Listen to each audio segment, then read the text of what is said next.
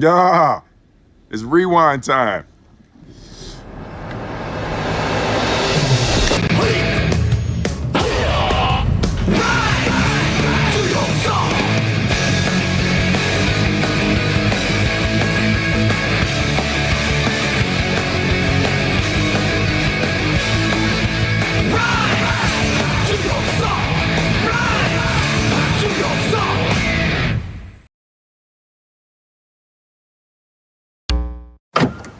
Before the Shinobi Wars, Space Ninjas, and cinematic cutscenes, there was a game, 1 disc, 12 characters, and enough substitution jutsu spam to ruin friendships. This was Naruto Ultimate Ninja, or Naruto Ultimate, as it was called in Japan, and it launched at a time when the Naruto anime was just beginning to grip fans across the globe. This video is a deep retrospective, not just about the gameplay, but the story behind the game's creation, its impact on fans, and how it set the foundation for anime fighting games, and why, even with its limitations, it holds up as a cult classic nearly 2 decades later.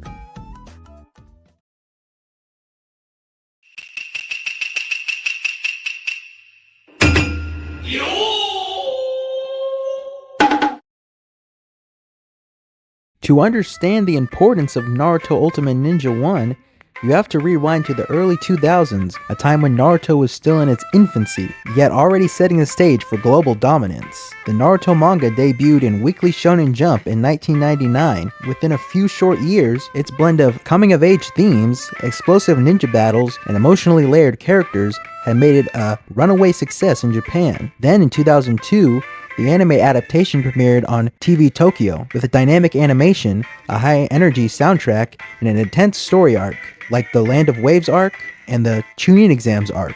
The series then exploded in popularity among Japanese audiences. Kids were glued to the screen. Naruto Uzumaki, the loudmouth underdog with a tragic backstory, wasn't just a ninja, he was a symbol of perseverance, of fighting through loneliness, of being noticed, and soon the rest of the world would take notice too. By 2005, Naruto had officially made landfall in the West, thanks to Toonami, Cartoon Network, and local anime shops pushing the DVDs. The English dub quickly became a household name, whether it was Miley Flanagan's shouting "Believe It" or Steve Bloom's gravel-soaked performance as Zabuza. Naruto became the gateway anime for an entire generation of Western fans. While the anime skyrocketed into popularity, game publishers saw opportunity and dollar signs. Bandai, which held the license to publish Naruto games, recognized the franchise's potential as a multi-platform juggernaut. But there was a problem.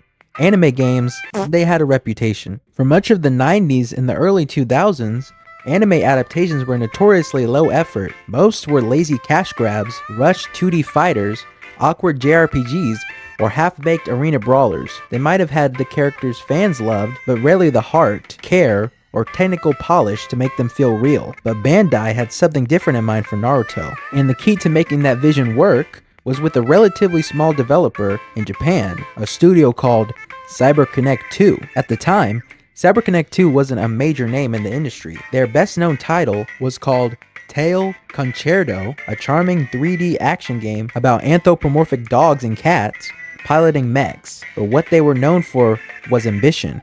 Their games were deeply expressive, with an eye for stylish presentation, over-the-top action, and cinematic storytelling. And most importantly, they were fans of anime, of storytelling, and of course, Naruto. At the center of it all was studio head Hiroshi Matsuyama, a passionate, larger-than-life figure who didn't just like Naruto, he lived it. In interviews, he's mentioned how the themes of friendship, rivalry, and emotional depth resonated with him deeply, and his confidence in wanting to make Naruto games resonated in interviews as well. I told them, if you want someone to bring Naruto's chakra to life in game, we're the ones to do it. Matsuyama and his team pitched Bandai something bold, a stylish, fast-paced 2D fighting game, one that didn't just mimic the anime's look, but amplified it. They wanted big cinematic jutsus with cut-ins and close-ups, destructive environments, fully voiced characters, secret team finishers, not just fan service, anime immersion. Of course, it would be known as Naruto Ultimate Ninja. Ultimately, Bandai said yes, and the pressure was on. Not only would this be CyberConnect 2's most high-profile project to date, it would also be many fans' first Naruto game, and for some, their first Naruto anything. To deliver, CC2 focused on 3 core pillars. Every character had cel-shaded models that mirrored the anime frame for frame, complete with exaggerated expressions and smooth animation. Instead of deep combo trees, the game focused on explosive jutsu, substitution dodges, and high-impact ultimates. And lastly, hidden content, collectibles, bonus missions, and character interactions recreated iconic moments from the early arcs, right down to Naruto's obsession with ramen. The result? A love letter to the franchise, and more than that, the start of something much bigger.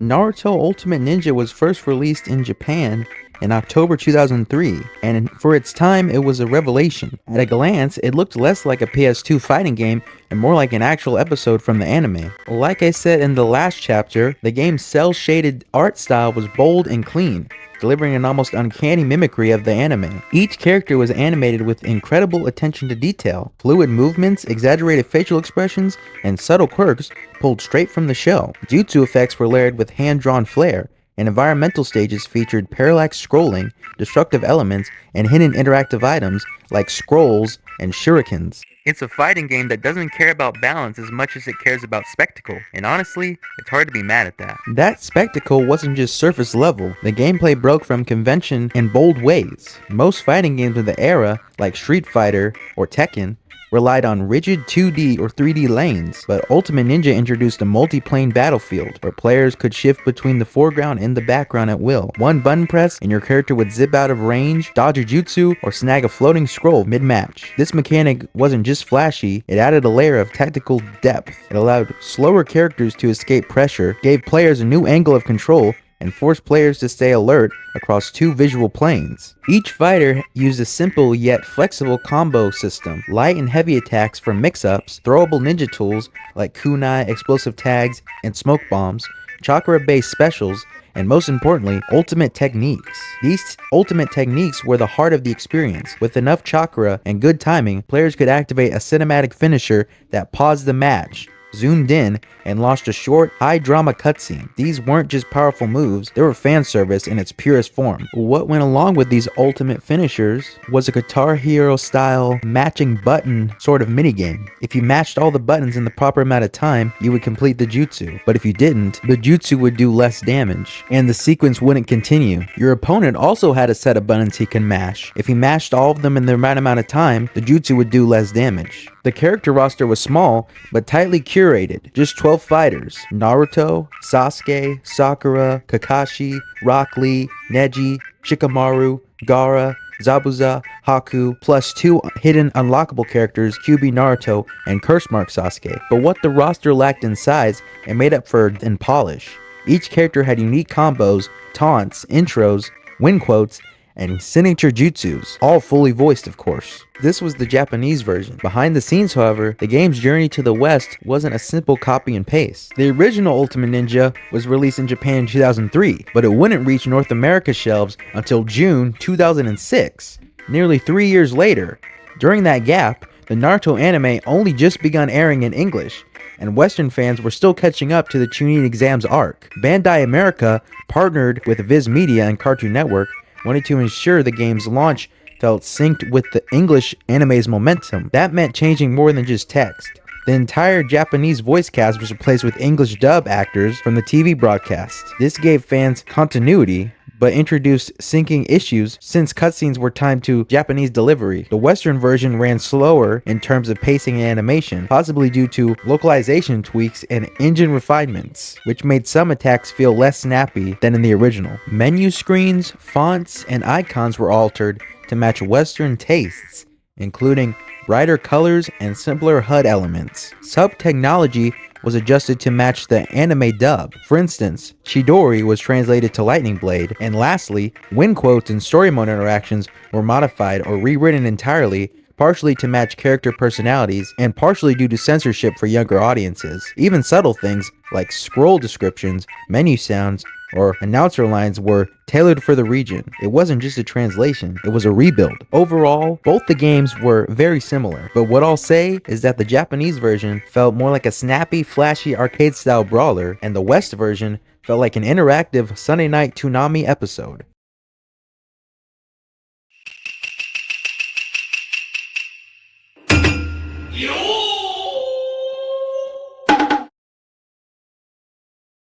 Naruto Ultimate Ninja wasn't just a versus mode brawler, it was a full-featured Naruto experience, packed with multiple single-player modes, collectibles, and unlockables. The game's story mode functioned more like a series of compact narrative journeys than a traditional arcade ladder. You'd choose a character and fight through a curated list of their key rivals. These battles were broken up with brief cutscenes, voice dialogue, and stylized splash art that helped recreate iconic anime moments.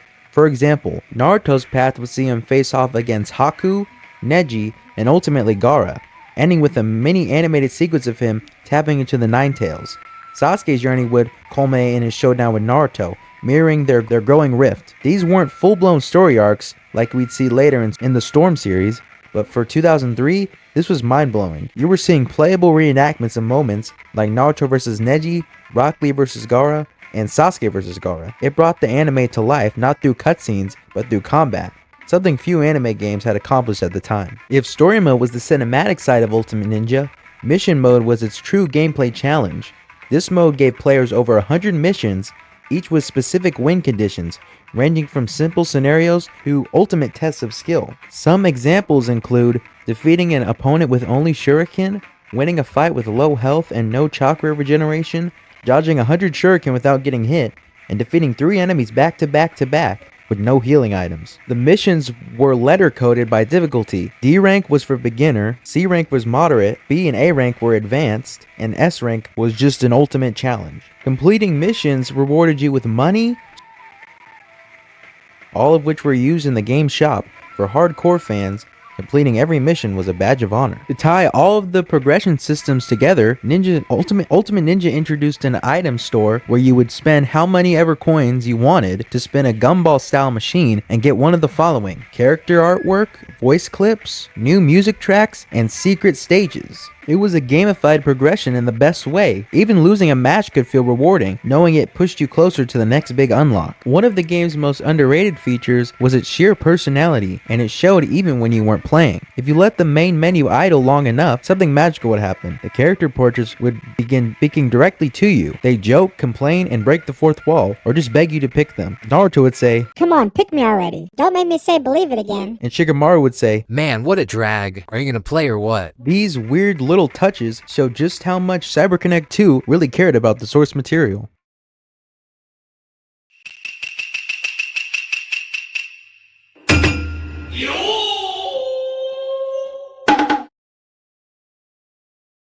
Even though Naruto Ultimate Ninja 1 holds a special place in the hearts of fans, especially those who grew up with the anime, the gameplay has some clear problems. At first glance, it looks great. The cel-shaded art style matches the show perfectly, and the voice acting made it feel like a real Naruto episode. But once you started playing, the fighting system felt awkward. The controls were clunky, and combos were basic. Most characters played the same way, so there wasn't much room to learn or improve. Fights often came down to button mashing rather than using real strategy or timing. One of the most common complaints was the repetitive ultimate jutsu moves. Each character had 3 cinematic special attacks that, like I said in the previous chapter, are amazing and hold up for even today's standards. But I will admit, it does slow the gameplay, especially when you have to watch the same cutscene over and over. The character roster, while decent in size, wasn't very balanced. Some fighters like Rock Lee, or the powered up versions of Naruto and Sasuke, were way stronger than the rest. Others felt weak or had strange moves that didn't work well in battle. Characters with range attacks could keep their distance and easily win. The game also tried to stand out with its stage transition system, where you can knock enemies into different layers of the background or foreground. It looked cool, but it didn't really add anything meaningful. These transitions would mess with the camera and break the flow of the fight. You couldn't continue combos through them, and most players found them confusing or distracting rather than exciting. and barely even used them at all. Even the story mode, which was impressive for a fighting game back then, had its issues. It let you replay key moments from the anime with cool cutscenes and missions, but to unlock everything, you had to grind. That meant repeating fights to earn enough money. No, I'm not saying to run from the grind or anything. All I'm saying is maybe only have a couple of characters that you have to unlock rather than having only 6 and then having to unlock the rest. Especially since there's only 14 characters in the game. The rest of the negatives that I found around this game I felt were unfair, as in most of the problems that players had were due to the game's limitations, being on the PS2 and all. To summarize, most of the problems come from the fact that the game, while fun and entertaining, was pretty repetitive in the gameplay and doesn't have much content or characters to feel like you can switch things up enough.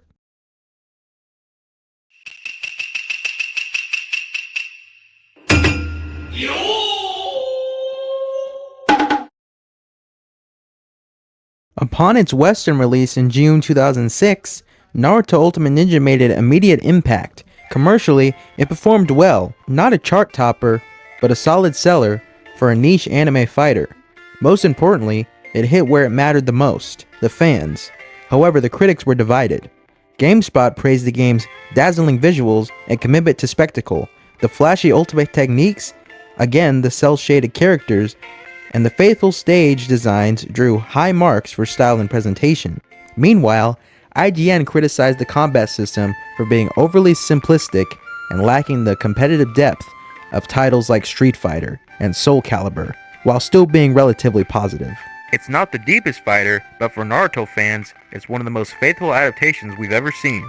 To be fair, the reviews weren't the target audience. They were analyzing it as a fighting game, but for fans, especially anime fans, this wasn't about perfect frame data or balanced hitboxes. This was about stepping into the hidden leaf, hearing real anime voice lines, and executing your favorite character's jutsus in full cinematic glory. For a generation of Western players, Ultimate Ninja wasn't just their first Naruto game, it was their first taste of an anime game done right. It was a sleepover ritual, a Toonami fever dream made playable, and for fans of the anime, it delivered what no other Naruto product in the West had done before. Over in Japan, Naruto Ultimate Ninja had already found its footing. Released in 2003, it had become a mainstay for Naruto fans on the PS2. Its strong reception and high replay value prompted CyberConnect 2 and Bandai to go full steam ahead with a sequel, and they didn't wait long. By 2004, Naruto Ultimate Ninja 2 hit Japanese shelves. It expanded the roster, added new stages, included a light RPG-style exploration mode, and refined the combat system. In Japan, it became a staple series, something kids and teens look forward to annually, like FIFA or Madden. In North America, Naruto Ultimate Ninja's release in 2006 laid the groundwork for a localized sequel path. Over the next few years, fans would get Ultimate Ninja 2, Ultimate Ninja 3, and Ultimate Ninja 4.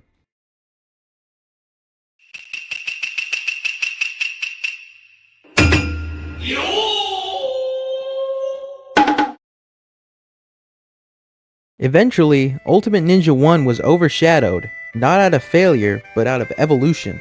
Its own sequels quickly refined the formula, adding larger rosters, more redefined jutsu systems, even open world elements. And then came Ultimate Ninja Storm, which flipped the franchise into full cinematic 3D, launching Naruto into the HD era with jaw-dropping visuals and anime-accurate storytelling. By 2008, the PlayStation 2 era was ending, and with it, Ultimate Ninja 1 quietly faded into the background of gaming memories. The fighting game scene was changing too. Titles like Street Fighter were revolutionizing the genre with online play, complex mechanics, and global competition. Against the backdrop, Ultimate Ninja 1, with its 2D planes, local-only battles, and simple controls, felt like a relic from another time. And yet, it lingers. To this day, Naruto Ultimate Ninja holds a strange, magnetic nostalgia, not because it was perfect, but because it was first. It was the moment Naruto stopped being just a show we watched on Toonami and became something we could play, something we could touch, something we could be a part of. It was never about making a perfect game, it was about capturing a feeling, the feeling of watching Naruto for the first time and thinking, I want to be a ninja too. And that's exactly what it did. Ultimate Ninja didn't just teach us how to chakra dash, it made us believe we could. It wasn't just about landing combos, it was about timing your substitutions, baiting out an ultimate move, and hearing that explosive BAM whenever Sasuke hits a Chidori. It was a game where every match could turn into a highlight reel, where even your button-mashing little brother could accidentally pull off a flashy finisher and feel like a god, where victory was loud, flashy, and fun, and losses were personal. Even if the mechanics were simple by modern standards, the emotional highs were undeniable. Maybe you haven't touched it in years. Maybe the case is cracked, or the manual's long gone, but somewhere, buried in a box, tucked behind your old PS2 games, or sitting quietly on a shelf, that Ultimate Ninja 1 disc might still be waiting. And if you popped it in right now, booted it up, and heard the title screen music again, you'd feel it. That spark, that Saturday afternoon buzz, that urge to chakra dash straight into the battle, like you were 10 years old again, controller in hand, feeling like you were really walking down your own ninja path. Naruto Ultimate Ninja 1 wasn't just the first step in a franchise, it was the moment a generation of fans stepped into the Hidden Leaf Village for the very first time, and never really left. And that's a legacy no sequel can overshadow. Well guys, thanks for sticking with me through the look back at Naruto Ultimate Ninja. If you grew up with this game, or if you're just discovering it now, let me know your favorite jutsu or character in the comments. And if you want to see a retrospective on Ultimate Ninja 2, 3, or 4, or even the unreleased Ultimate Ninja 5, hit the like button and subscribe. And never forget, Haku is not a guy. I don't care what Kishimoto says.